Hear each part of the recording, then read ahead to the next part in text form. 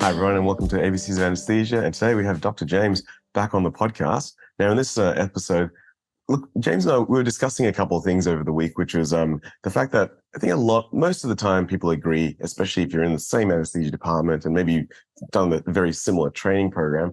But then there are times when people disagree on things.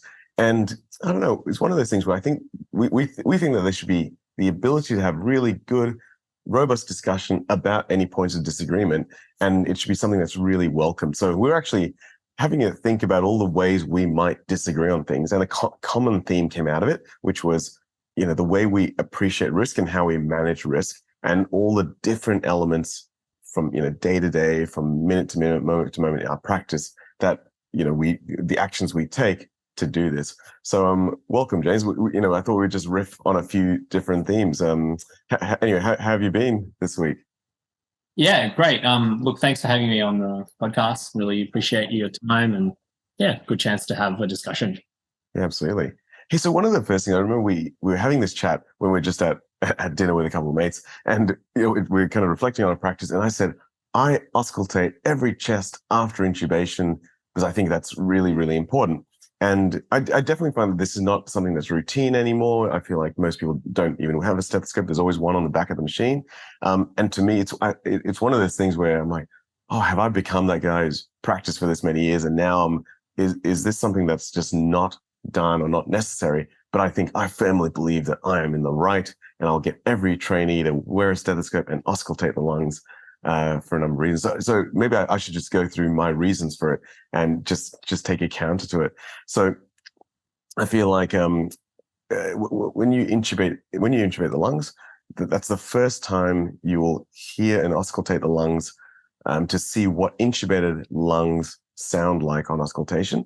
It could be the first sign of bronchospasm, and I think that detecting that very quickly is advantageous. And you won't always see this in any study, but if you detect it at 1 second versus 30 seconds, I feel like that will be an incredibly a lot better for the patient. I also think that hypoxemia is probably one of the one of two very common problems that you have to solve in general anesthetic. And the fact that you already know what the normal lungs intubated sounds like means you have a baseline to then go by. So, if hypoxemia happens again, you'll go, I know what the lungs were already quiet. I'm not going to mistake that for a pneumothorax or something, or, those coarse crackles were already there, or that noise was already there. And, you can probably, I'm hoping you can differentiate the problems of hypoxemia a lot faster.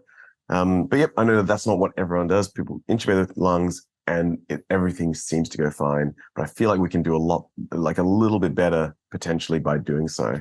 Yeah, I mean, I think those are pretty common discussion points and arguments about how and why we should auscultate the chest. So I think disclosure first.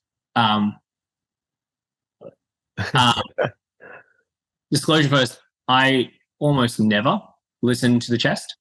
And that's not to say I don't, but I almost never. And I think perhaps from that point, what I can say is I actually do agree with a lot of what you said. So I think... so why don't you? So that's a good place to start. So clearly we have a difference in practice. Let's start where we agree, right? So I think where we agree is that hypoxemia is potentially a problem with anesthesia. And it is something that we deal with not infrequently. So I think we agree with that. Where I think you and I differ is where we think the role of auscultation plays in the diagnosis and management of that. And I think much of our decisions are probably based around experience rather than evidence, because as you mentioned, the evidence is going to be scant on something like this. It's a very difficult thing to study because the operator has a great deal of, the operator is very important in deciding whether or not a particular intervention, which is very subtle and very user-dependent, then plays a role in managing a problem which has got multiple causes like hypoxemia. Now, I'm not saying that if you can immediately auscultate and detect a difference, that's not helpful. I certainly used to do that. And at the time, I thought it was helpful. So my experience, which I think is different from yours, which is probably where this comes from, is that in the times that I have reflected on where I have auscultated the chest, the auscultation comes as a secondary intervention. And the reason for that is that I don't detect bronchospasm or pneumothorax by auscultating. So it is not a primary intervention or a primary diagnostic mechanism for me. And so if it isn't that, then the question becomes, well, if I already have a pre-test probability that is high, what does this intervention add? So what I guess I'm trying to say is that I don't think that the intervention in and of itself warrants the extra step. Well, it doesn't warrant universal application, because I think that the pre-test, post-test probability change from auscultation is generally lower than other interventions. And the other problem with listening to everyone is that, for me, I think if I listen to everyone, the rate of false positives is high enough, in my experience, that I don't think, without having significant pre-test probability, the intervention itself is functional. As in, and I think that there is some evidence about auscultation and its clinical applicability, but it's not specific to anesthesia. So I don't know how well I can apply that particular piece of information. I'm going to steal. Yeah, that actually makes a lot of sense. I'm actually really glad we had this chat. I'm going to steel man your argument just to kind of solidify in my head. So to steel man your argument, to clarify what you're saying, let's take the example of bronchospasm. So you've got a patient, you're intubating, maybe they're a smoker, maybe they're asthmatic, and you then get high pressures. You're like, well, I actually don't need to auscultate that to detect whether it's going to be bronchospasm. I could go straight in and give Ventolin, and that has minimal problems for this patient. And, it would have all the benefits, and I'll probably be correct in my diagnosis or something like that. Or, and the extra step of auscultating may not actually, even if that auscultation didn't give me wheeze, I would probably still give Ventolin. So that's one aspect. And the other aspect, if I'm listening to every single chest, then I might detect false positives or, wheeze where there isn't actually wheeze or bronchospasm, meaning I might start treating with Ventolin for, another reason. Is that kind of what you're saying? Yeah, broadly speaking, the only point to that is that listening to every single person's chest is not, is actually quite effortful, in that it takes time and cognitive load. It's not so much the time, it's more the cognitive, what do I do with this piece of information, particularly if it's not normal. And there are lots of abnormal examinations when we listen to people with anesthesia. Reduced breath sounds is basically part of the course when I used to do this. Particularly in patients who have some pre-existing abnormal pathology. So I think that's essentially it. I think you encapsulate my argument pretty well. Yeah, and it's interesting because I can now think back to, when you first said, it's our experiences that have shaped the way we practice. This is absolutely correct. I mean, I remember one of my very first experiences as a, resident.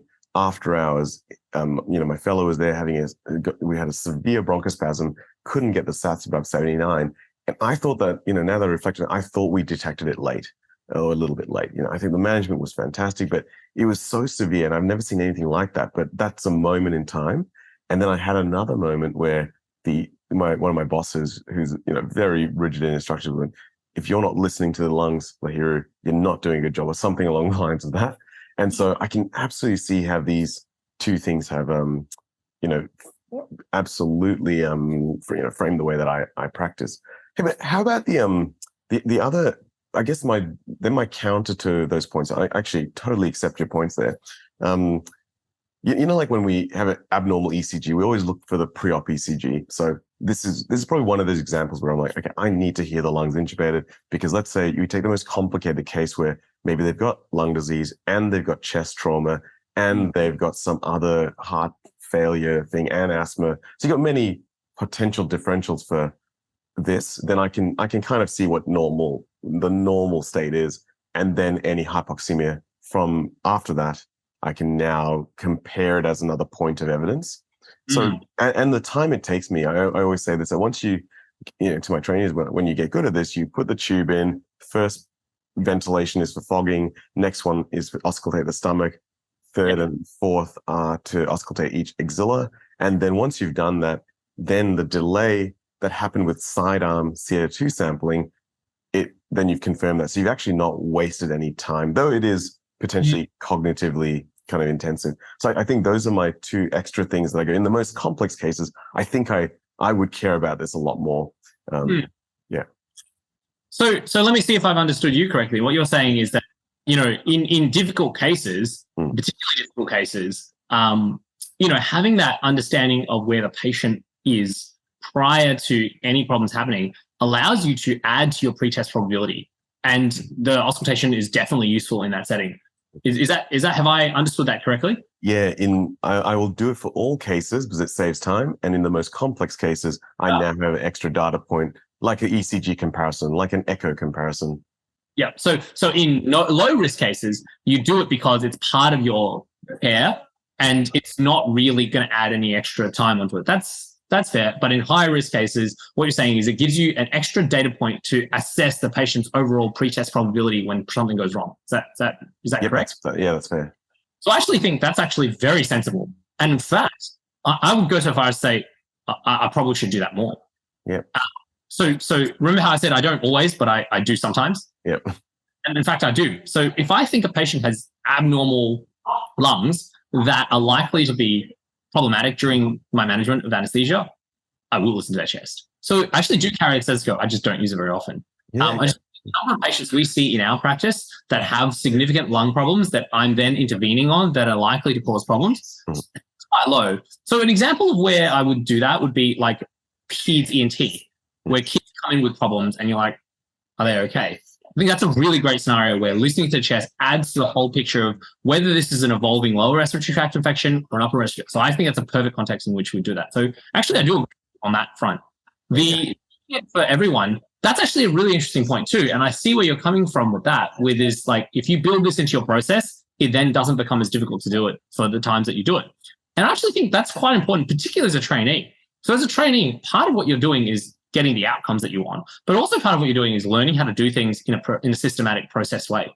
And in fact, I think that advice for do this to everyone as a trainee is super useful.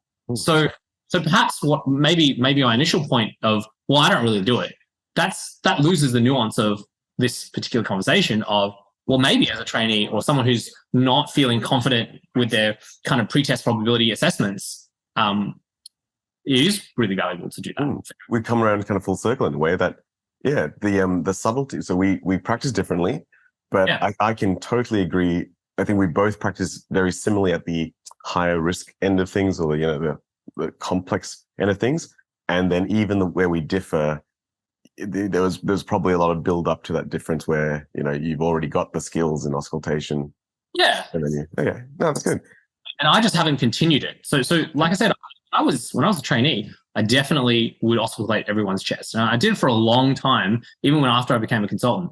And so I don't anymore because I found that my pretest screening for patients who are likely to have problems and then my process for managing that is so systematized and, efficient that I don't know that doing it for everyone else adds to it. And as I said, for me, seeing everyone and listening to the chest just adds 30 seconds onto my way of managing things. Yeah. So mean that one should do that, and that trainees shouldn't do that.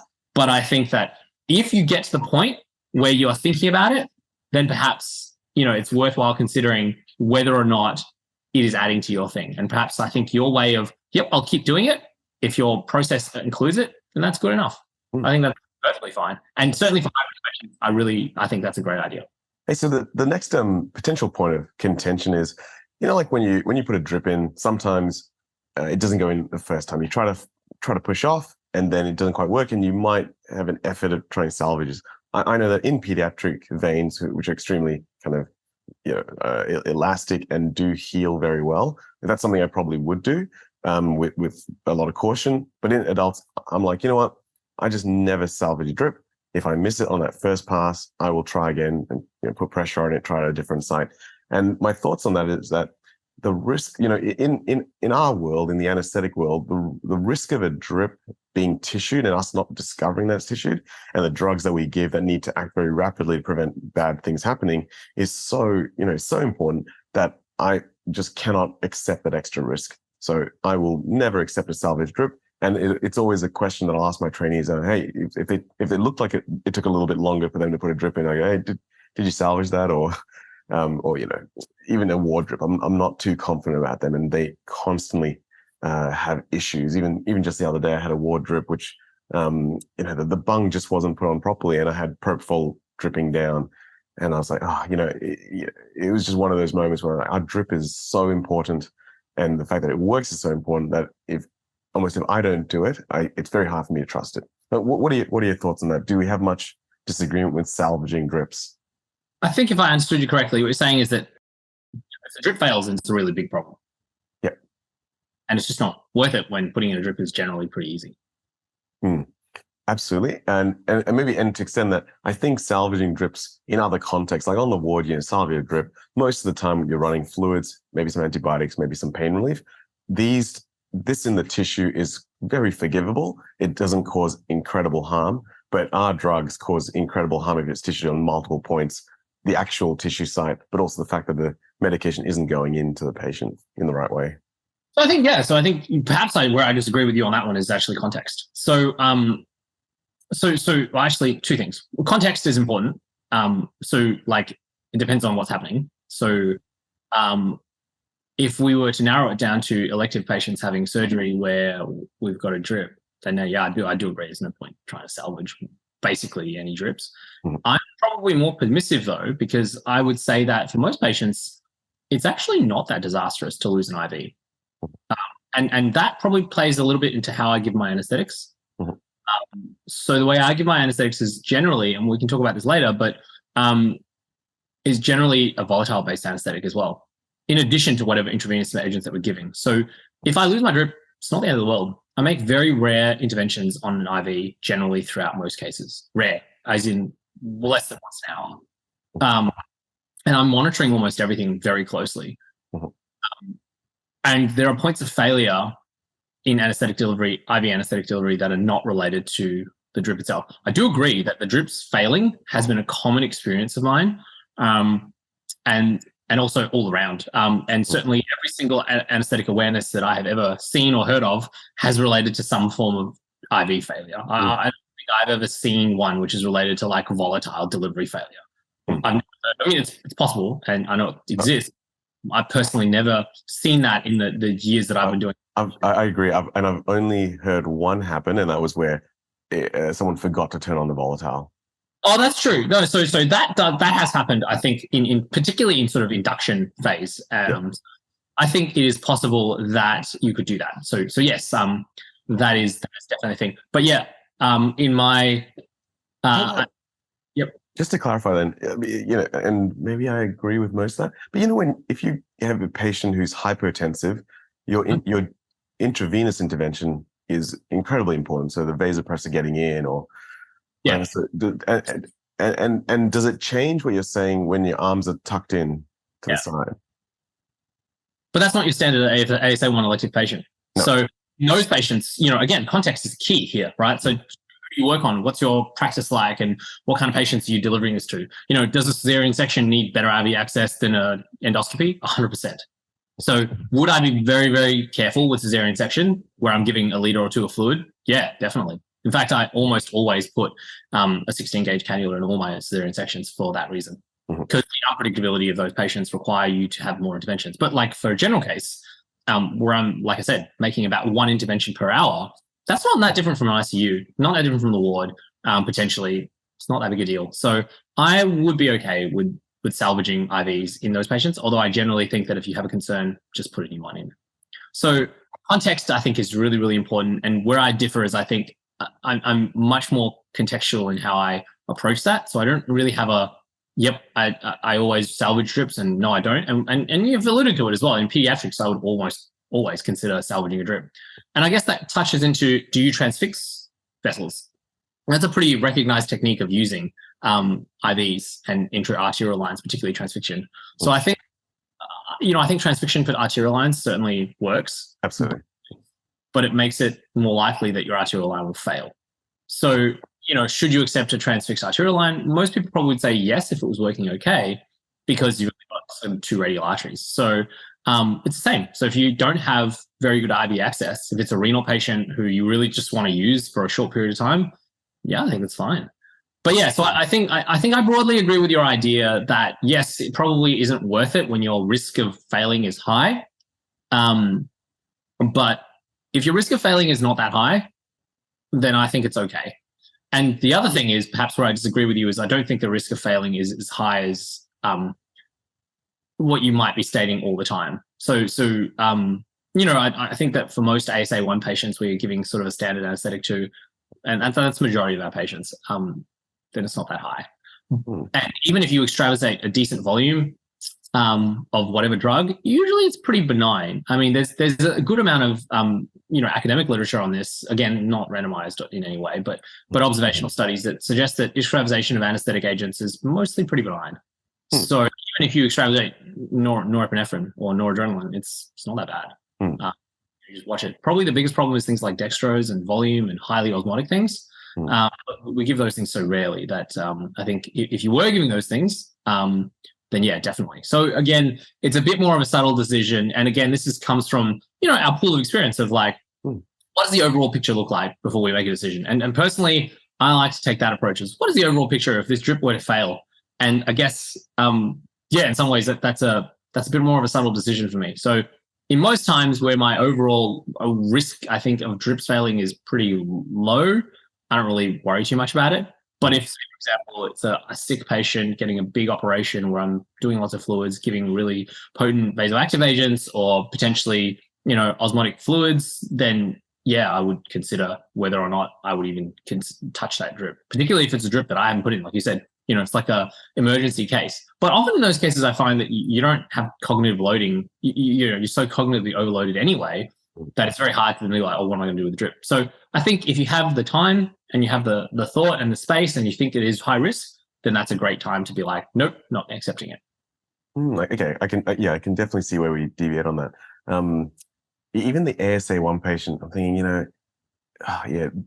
you're right. Bad things are not happening with any increased frequency, but the thought of something occurring, like let's say they get an anaphylaxis, this is a once every 5 to 10 year event for us, maybe, and then mix that with the salvage drip failure incidents, again, very rare, but if those two do happen, that probably is closer to death or, some bad mortality. And that's, like you said before, for the ease of the intervention, that's where I can't accept that risk. So I will always.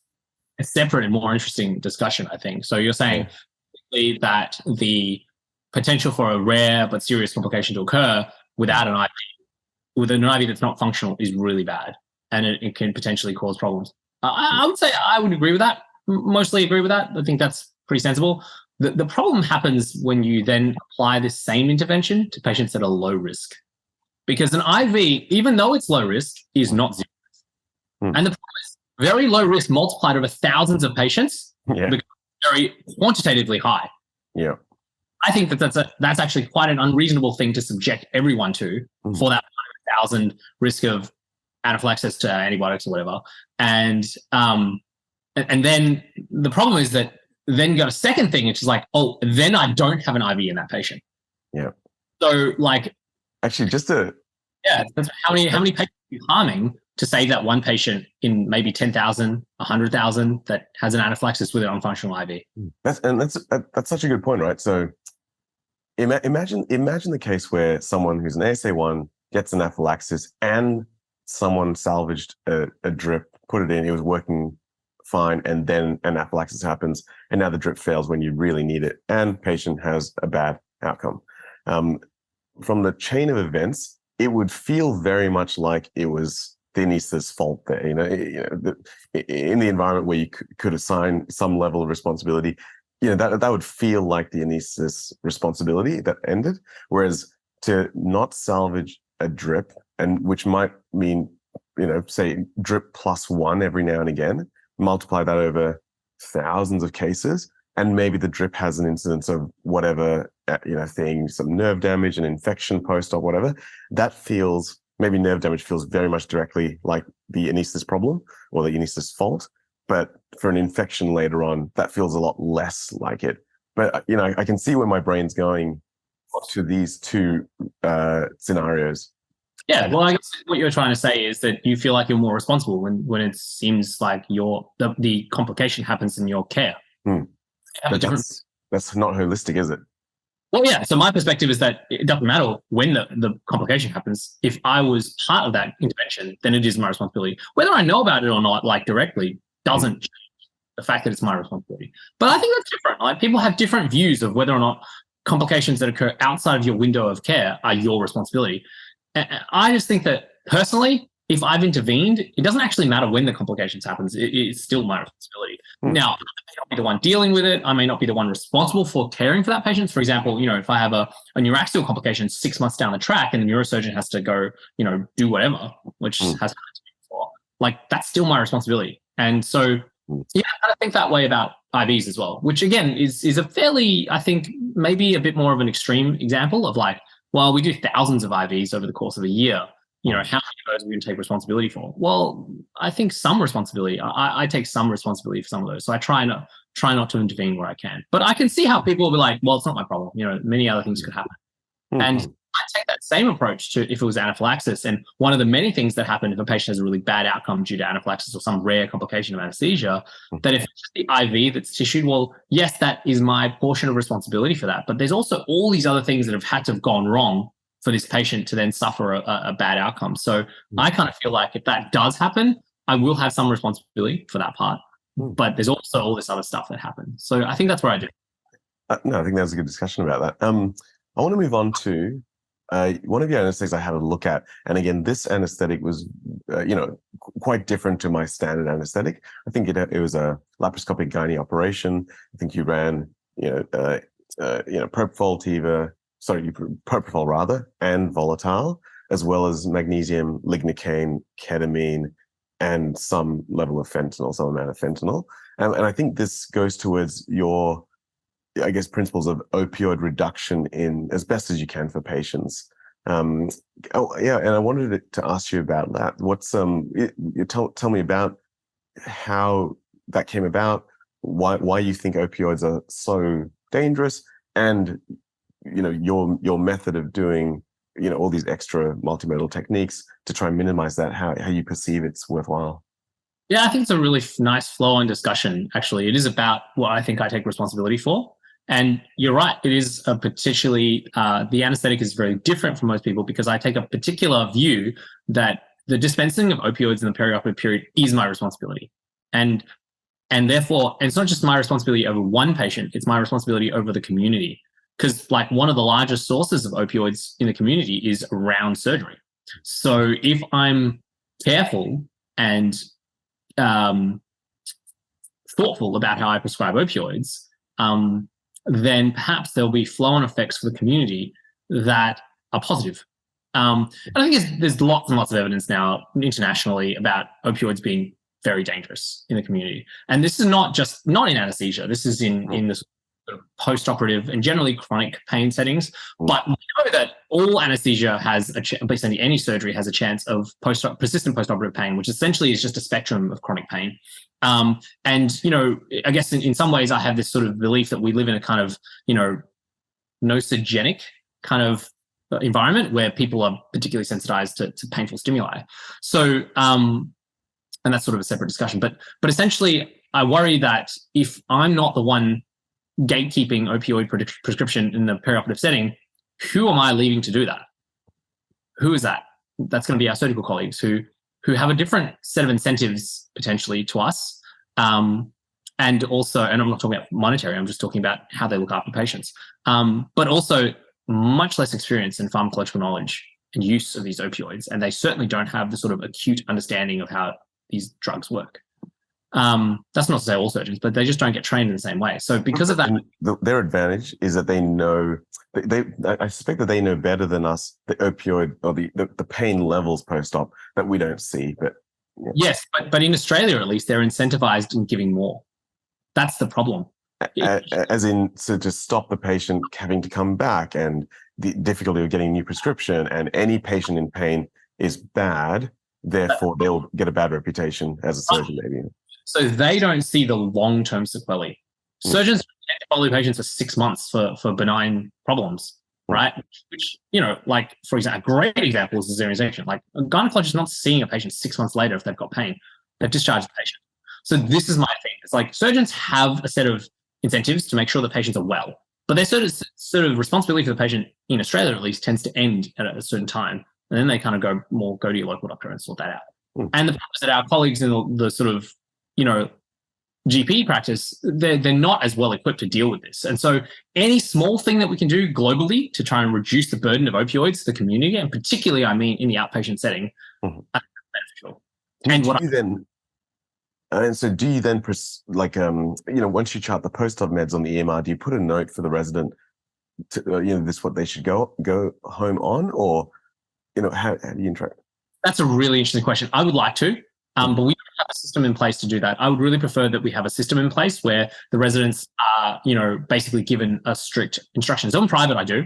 So in private, when I'm operating on my own, I'm like, you start your opioid this day and you end it this day. And then I have a close liaison with my surgeons. It's just like, okay, what do you do? Now, I don't do particularly big operations in private, but I do painful operations in private. So tonsils are quite painful. And so they require a decent amount of opioids. But most surgeons would want their patients to be comfortable. They don't think about what happens in 6 months' time if the patient has chronic pain, for example. So at least they sort of, it's less on their radar, I should say. So your hypothesis is by giving the combination lignocaine, magnesium, ketamine, some opioids, that and other multimodal analgesia, that overall, over many thousands of cases, is going to decrease opioids in the future?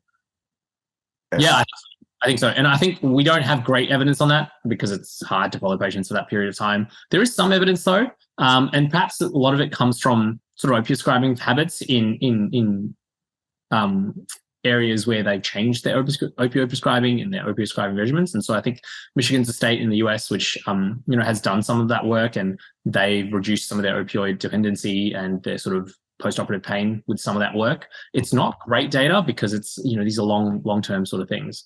But certainly I think, when I was working in the US, that was definitely much more front of mind for the clinicians because of the depths of the opioid epidemic that they had. I think I said, they probably live in a more kind of chronic pain generating society than we do.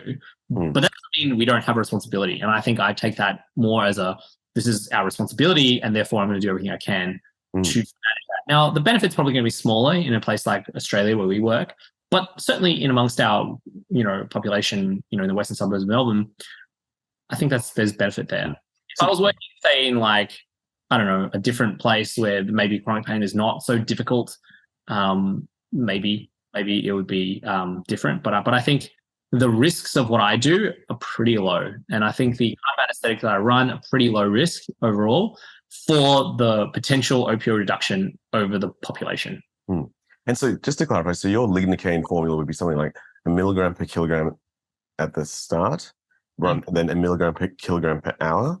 Yep. And that's well within kind of maximum doses, so that is safe. Magnesium, 2 gram loading, 1 gram per hour. I tend to give about 6 milligrams per kilogram per hour plus a 6 milligram per kilogram load, which is basically on the very, very low end of what is therapeutic.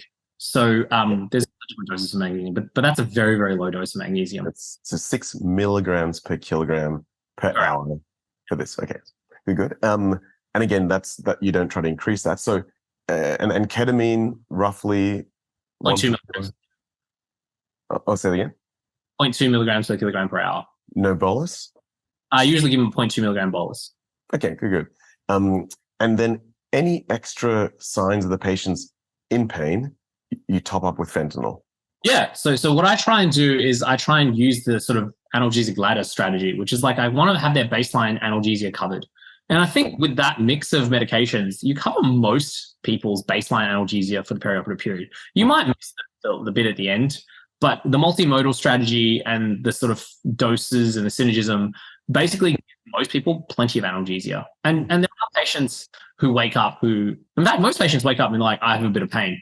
And that's okay. What I do is I still use fentanyl PACU protocol, and I'm okay with that, because the problem is that many of those drugs people aren't familiar with outside of the operating room, and really anesthetists mostly don't use those drugs. So using the combination of the drugs I'm very comfortable with, but I know that other people aren't. So I'm very happy to use the system that we have in place for giving opioids in the perioperative period. But what I just want to do is reduce what I can reduce. What's in my control is what happens in the operating room. And so I want to minimize that as much as possible. But I found that in my experience of using this for sort of nearly 6 years or so, that actually the total opioid dosing for the first 24 hours is quite a lot lower now. And I think that might tie into the fact that with opioids, we probably get a high degree of opioid-induced acute tolerance or opioid-induced hyperalgesia that we don't recognize, because if we use opioids all the time, we have this kind of calibrated, this is how much opioid we need. And so we just kind of give what we need, and we don't account for the fact that maybe they didn't need that at all before we gave the morphine. And so I found that, particularly in the PACU setting, I'm very rarely giving patients for any operation more than 100 of fentanyl, which would be for Australia quite like unusual, I think. Have you seen have you tracked your patients over a period of time? Like, is this a case series that you've done, or? So I would love to say that I have, but the fact is I haven't, because I haven't got the data collection. It's very difficult to do this in Australia because our data is so all over the place. Yeah. And I would like to. So that's probably the next project that I'm going to do is probably track what I use. And in fact, in the US, I tracked it for a bit, and it was fine. It was in line with everybody else who was doing the same sort of thing. So they do track other countries, and so this is where I got my data from, but not. And I have changed things a little bit, so I would like to see what my changes have done. And actually, so this makes a lot of sense. And I'll tell you where I come from. So I don't traditionally use lignocare magnesium. I have a reasonably low threshold of using ketamine. And from my point of view, when a patient's in pain and I can keep increasing the opioids to tackle the pain problem, it makes it, I know my immediate problems with pain are going to be respiratory depression and sedation, and I can kind of sort those problems out. Whereas when I think of increasing, local anesthetic or magnesium, I'm looking at a whole range of different problems that, complicate the picture of things going wrong postoperatively. I like your method that, you just use a standard dose up to its reasonable level, and you're not trying to chase analgesia by increasing lignocare and magnesium, and you still save opioids. So that makes a lot of sense to me, and I'd be extremely, receptive to actually doing that myself now. Say for a lap collie, would you'd be running this regime of medications? How much fentanyl would you give for a 2-hour lap collie, let's say? No more than 100. No more than 100. Okay, so I routinely give about 200 to 300 for a 2-hour lap collie. Yeah.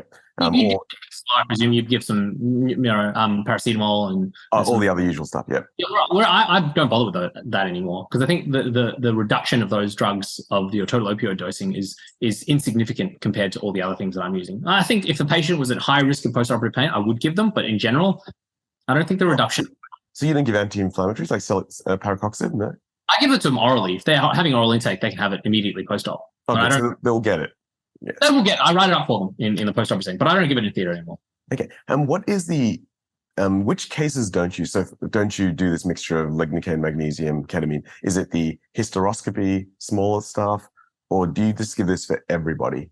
Good question. So it's actually more just a practical thing at that point in time. Yeah. Again, sort of analgesic ladder, right? So how painful is this operation? So basically, I use everything if it's going to be a painful operation. Basically, anything more than a sort of laparoscopy, I would deem to be a painful operation. And so, and also time, right? So if it's a short operation, like a half-hour operation, it's kind of annoying to draw up all this sort of stuff when most of the time you can just give boluses of these medications and it'll do the same thing. So I kind of go, well, if the required opioid dosing is going to be generally quite low, like less than 100, 150, I probably don't bother giving all of these, definitely as an infusion. But, I give them boluses. So again, for tonsils, I'll often give some magnesium So that's a short operation. Patients are painful, but it's kind of annoying to set up this infusion. And also ketamine's not great in tonsils because it makes the patients dribble a lot, make their blood pressure a bit high sometimes. So I don't do that. But I would give them some dexmedetomidine, just a little bolus of dexmedetomidine or a little bolus of magnesium. Usually with my surgeons, they tend to put local for over the sort of tonsil bed. So I don't use local in that setting. I would love to see. I'm very liberal with giving magnesium and dexmedetomidine. I think it's really good. And the problem is, I think it's hard to make sure you don't give too much. So I just really try not to give too much of dexmedetomidine particularly, because as you said, it then causes all these other problems if you give too much. And so try and cap the dose of that at less than 0.5 per kilo. Yeah, so doses. And again, the only reason for that is that because dexmedetomidine works differently, patients look different when they've had a lot of dexmedetomidine. And so if you're expecting a patient to look a certain way, like PACU nurses are trained and our PACU protocols are trained for, and they don't look like that, they get very confused and then they don't really know what to do. And that's not to say that, like they should know what to do because it's different. Like I know not everyone does that. So I'm very comfortable with saying, well, you just use our normal protocols with fentanyl to address that. But what I'm trying to do is just reduce the dose of fentanyl that we're using. That's the aim is not to get rid of it, because I think that's difficult to prove that it's A, possible and B, beneficial. No, that makes a lot of sense. I think that was really helpful. I'd love to, just getting the ethics approval to track your lap collies potentially versus mine, or your, it's like, say a reasonably standard operation in a non-chronic pain patient. It'd be really great to see some, even for your own comparison, your own data, but I'd love to see my data on opioid usage, and maybe we can. From just opioid usage, it comes from like side effect monitoring. So like vomiting rates, length of stay and recovery, that sort of stuff is all very important to patient experience and patients' sort of holistic care. And like I said, in the US, we had all this data that was collected through the care of the patient. So we would send out, audit numbers for everyone every monthly for the cases that are standardized. So ERAS kind of cases that they would have. And so we're definitely working towards that. I think we will have that in the next few years, but it's just a matter of once we get our information systems up to scratch and we have our audit tools built, then we should be able to do that. So yes, I would like to do that. And I think that if you were doing that as part of an audit, you probably have something like a standing ethics proposal for that to run ongoing audits. And it's questionable whether or not you actually would even need an audit for that, something like that. But ethics for an audit? Yeah, you're just doing quality. You're just making sure that you're delivering quality care. So, but there probably will need to be some sort of structure around it. And so I think we should do that. And I think we are going to continue to work towards that. That's always been the vision for our digital health systems. Yeah, exactly. Hey, James, so we've actually probably come up to almost our time. I think that was just a really useful session. It's so good to, have some level of discussion about different styles of anesthetics. Like, your anesthetic just looks very different to mine, but I think I broadly agree with everything you said. And I might actually even start doing certain things to just see what it is like to run more infusions, even though it does seem like taking up a whole bunch of syringe drivers to do it. It might be really beneficial. Yeah. As a nice side to that, over time, I basically just put them all into one syringe, which they're all compatible. So problems with that. And so I just run at a fixed rate. And so that makes it easy. I just use 2 syringe drivers, one for my propofol and one for my other infusions. And good. Can you tell me the makeup of I assume it's a lignocaine, magnesium, ketamine, and dexmedetomidine. In one? What's your formula? So the final concentrations of all of them, so there's one. So I use lignocaine 1% as the base solution. I add in a 10 millimole or 2.47 gram magnesium vial. So I have a total volume of 40 mils from that. And then I add in 0.8 mils of 0.8 mils of ketamine with our solution, which is 80 milligrams of ketamine. So it ends up being 0.2 milligrams, 2 milligrams per mil of ketamine. And I add in 40 micrograms of dexmedetomidine, so 0.4 mils of the 100 mic per mil solution. And you end up with 1 mic per mil of dexmedetomidine. And I run that whole solution at 0.1 mils per kilo per hour. And that ends up giving you the correct doses, as I said before, of all those agents. Your lignocaine is slightly below 1 milligram per kilogram per hour, but it's close enough that I think that would be reasonable. Hey, James, could you send that formula, just text it to me. I'll just put it in the chat. And story notes just for people and for my own interests. That sounds really good. Other people put fentanyl in that syringe, so people also then put fentanyl on top of that. I think you can. You could also potentially put muscle relaxant in there if you really wanted to, but I think that those drugs come with some problems, and I'm okay with occasionally having to top up some fentanyl and top up some muscle relaxant. So I don't routinely do those things, but I know that people do that, so I don't tend to do that. But yeah, I'll send it to you, and then we can you can post it in your comments. Yeah, Excellent. It's a pretty sort of consistent solution now, and I as needed. So if a patient has a contraindication to any of them, I'll omit them, but I pretty rarely omit anything. If I'm running it, I'm running it. That's great. Thanks, James. So we covered quite a few things. Auscultation. We covered salving the drips and the risk benefit around that, and also your very extreme multimodal analgesia opioid reduction strategy, which it sounds really cool. Yeah, but like I said, I think that's just a perspective difference. I don't really expect other people to see it the same way, because I think it depends on your experience as to what you think it falls under your responsibility, and just your general view on what your role as a anesthetic provider is. And yeah, it's as much a personality and an experience thing than it is a science thing. There's a science behind it, and I think the science is reasonably well thought out, but also a lot of it lacks evidence, because we don't. Again, if you don't have the perspective that you need to review all these things, and many of these things about long-term risks and benefits, it's very hard to get good scientific evidence to back up what you do. So I'm not militant about it, but I do think that for my experience, that's what works best. Yeah, sounds good. Hey, James, thanks so much for being on. So everyone share with anyone who might be interested. There's been ABCs of Anesthesia, and you'll be able to see it on YouTube or as a podcast. So yeah, we'll see you again next time. Thanks very much. Thanks for having me, Lahiro. That's been great. Cheers. Now, what's new with ABCs of Anesthesia is that we're forming a whole bunch of very comprehensive courses for every stage of your anesthetic journey, from medical student to procedural skills, from foundations in anesthesia, as well as really important exam lectures and clinical anesthesia courses as well.